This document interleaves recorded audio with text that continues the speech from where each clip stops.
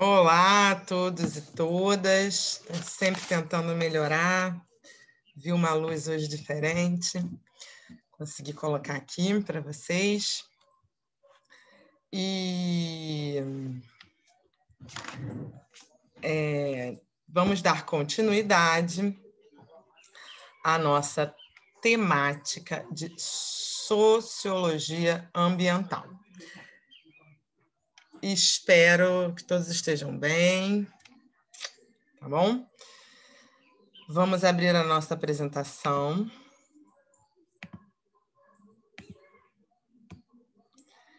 Que, para variar, começa do final.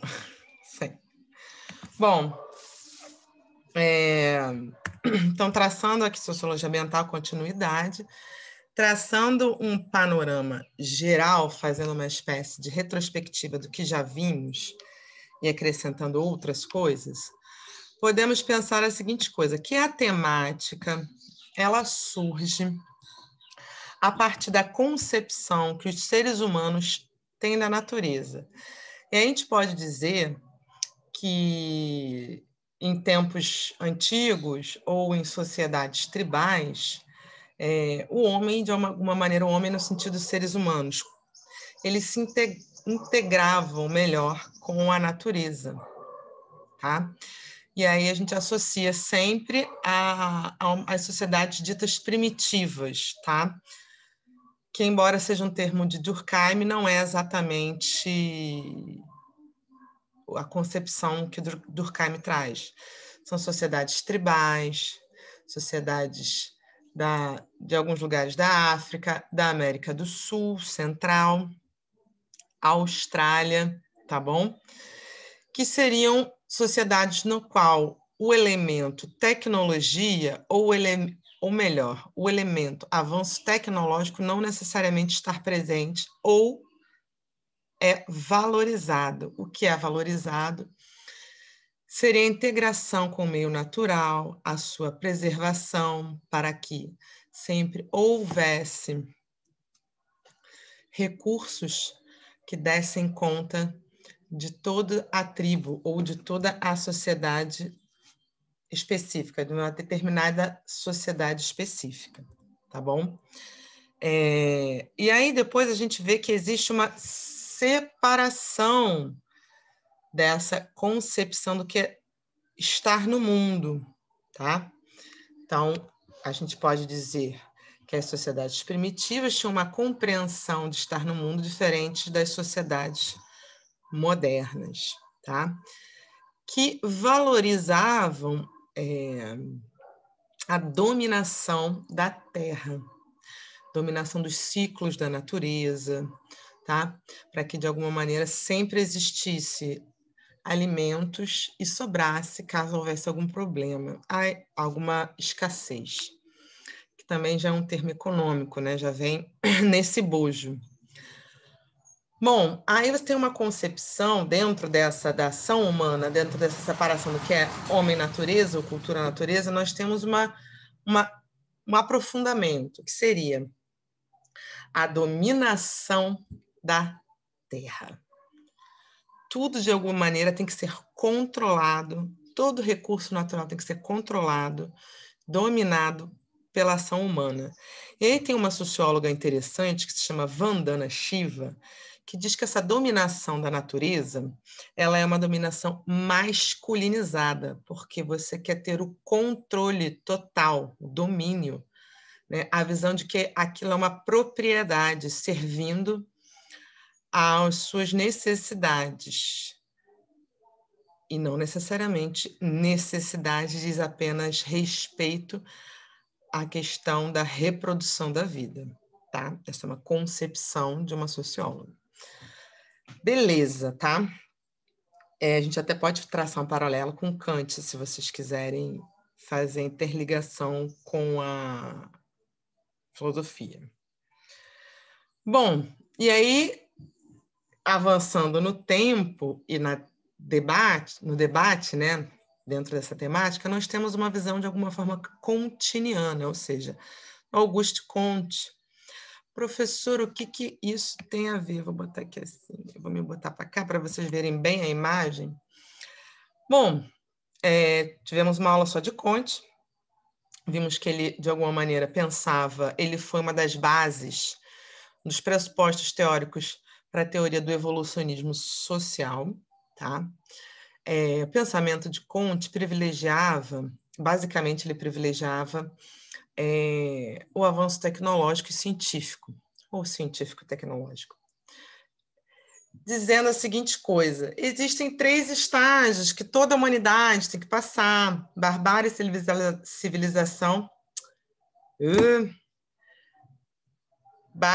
civilização e sociedade científica, né, que seria o cientificismo, tá? Para ele. O positivismo, a sociedade positiva seria uma sociedade baseada em pressupostos científicos, na qual a ciência, de alguma maneira, guiaria, direcionaria a vida humana sobre a Terra, tá? Até os seus, na sua microescala, na vida cotidiana, tá? Esse pensamento, assim, quando eu dei a matéria, já dei a crítica a ela, que era assim, privilegiar o avanço tecnológico, entender que avanço social é avanço científico-tecnológico, sem realizar uma crítica, avanço para quem? Da onde está se tirando, da onde se está se explorando para promover esse avanço. Tá? Já é uma reflexão crítica sobre a teoria do Comte, que não necessariamente tem a ver com sociologia ambiental, mas é uma base de pensamento para a gente, de alguma maneira, começar a criticar o avanço do capitalismo. O capitalismo é isso: você tira a bauxita de uma tribo africana para produzir carro no México e vender nos Estados Unidos. Você explora recursos naturais, explora mão de obra, e quem se privilegia nessa situação, nesse modelo econômico, nesse modo de produção, não são as pessoas dos seus territórios tradicionais que preservavam a natureza, os recursos naturais, tá? Tem uma animação muito interessante sobre o assunto, que é a História das Coisas. Eu vou deixar liberado, tá no YouTube, facinho, 15 minutos, bem interessante para a gente pensar um pouco sobre sociologia ambiental, tá bom? Então é isso, assim, o pensamento de Comte, ele privilegiava o avanço científico-tecnológico sem refletir nos efeitos sociais, efeitos naturais, efeitos de distribuição de riqueza e efeitos de distribuição de capital social e cultural, nesse caso, educação, tá? Aí eu já misturei também um pouquinho do Pierre Bourdieu sobre os capitais, tá bom? Bom, mais para frente, avançando nesse debate, nessa temática, nós temos uma crítica à sociedade, não é nem sociedade moderna, sociedade contemporânea, que Giddens não fala que nós não estamos na alta modernidade, nós estamos em algum lugar que nós estamos ruindo, tá? Nós estamos, tudo que se construiu, toda essa modernidade que se construiu, na verdade, nós não podemos pensar numa nova época histórica, tá? Até pensando, podemos pensar numa nova época, mas não como alta modernidade, não como um avanço da modernidade, e sim como arruinamento, tá? Dessa modernidade construída. A partir desse pressuposto, Giddens vai falar de uma coisa que ele fala que é sistemas peritos, tá? Nós sabemos como funciona o sistema de alerta Rio de chuvas? Como ele é feito? Como ele é produzido? Como ele é medido? E que medida nos diz que vai haver um temporal e que casas vão desabar? Isso é exposto ao público? De alguma maneira, nós temos ferramentas e técnicas cada vez mais refinadas, por um lado, contudo, porém, entretanto, essa disseminação sobre esses sistemas não nos é dado. Então, nós temos, aparentemente, sabemos como funciona, mas não entendemos direito, tá? É o que eles chamam de reflexidade social.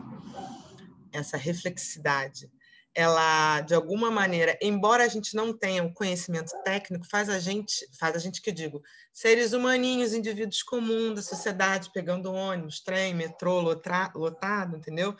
Fazendo entrega no rap, entre outros, até professores e médicos também, advogados, os famosos doutores, os bacharéis, enfim. Essa galera também não sabe.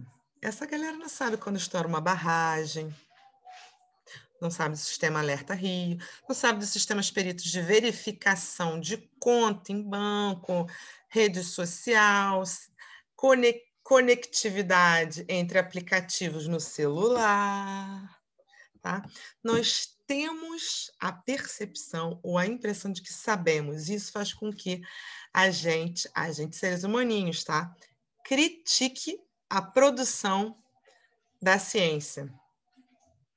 Não à toa estamos aí vendo uma galera que a gente chama de negacionista, porque aparentemente nós temos a impressão, a sensação, né? o sentido tátil, né? A gente vê, a gente acha que entende esses sistemas peritos e a gente começa a criticar a produção do conhecimento científico, sem saber todas as etapas, sem saber as ferramentas, as técnicas, o que funciona, o que não funciona, todo esse processo lento e demorado de testagem, tá? E aí a gente já tem uma dica para esse novo movimento chamado negacionismo, terraplanismo, enfim, o que vocês queiram chamar, mas nas ciências sociais estamos chamando de negacionistas. Criticam vacina, inclusive, impressionante, porque o ser humano consegue ver acima dos 35 anos a mais graças a um monte de antibióticos e vacina, né? A pessoa toma, mas quer que o filho não tome. Enfim, sem perder o foco, vem comigo, vamos lá. Tá? Avançando aí, nós temos um outro sociólogo alemão, tá? Chamado Ulrich Beck, tá? Ele vai dizer que nós estamos numa sociedade de risco. Por que uma sociedade de risco? Porque toda essa produção de conhecimento, de tecnologia, enfim, como melhorar a produção agropecuária, como melhorar produções alimentícias e uma série de outras questões, elas são desenvolvidas e aplicadas sem sistemas de segurança, sem um cálculo preciso do que pode vir a acontecer. Então, nós temos a aplicação da tecnologia sem a gente conseguir prever ameaças reais, sem a gente ter segurança dessa aplicabilidade. Tá bom? Que, na verdade, essas novas tecnologias estão a serviço de quem? De interesses econômicos. De quem não? Do quê? Aí, no caso, não dá para nomear. Tá? Grandes conglomerados multinacionais e afins, como a Monsanto. Enfim, essas novas descobertas e suas aplicações podem e, de fato, afetam e alteram para sempre as condições de vida no planeta Terra, tá? E aí, para encerrar, nós chegamos num filósofo antropólogo chamado Bruno Latour, que defende a teoria de que estamos vivendo o antropoceno, embora não tenha ele sido a pessoa que cunhou esse termo, e sim o químico Paul Crutzen, que foi prêmio Nobel em 1995.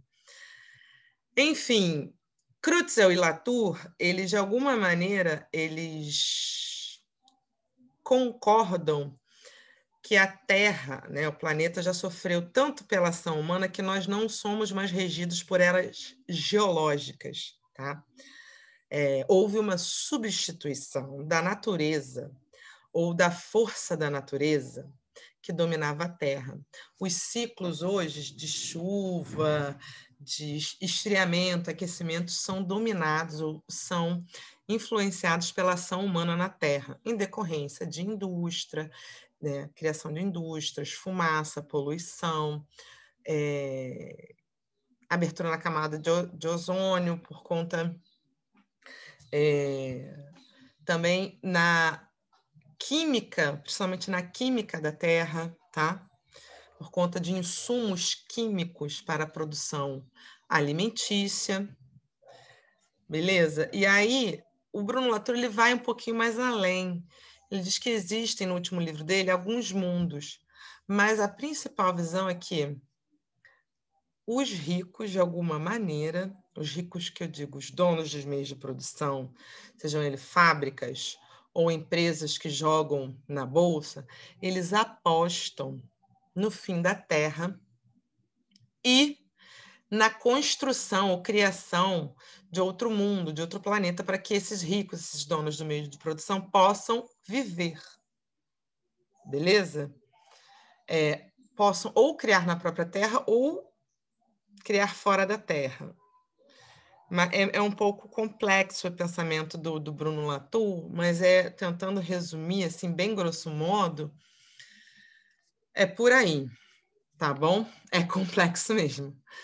Mas, enfim, espero poder ter ajudado, contribuído para o conhecimento de vocês, desenvolvimento dos estudos e no avanço de algumas questões para o Enem. Bebam água e tenham uma ótima semana. Até semana que vem.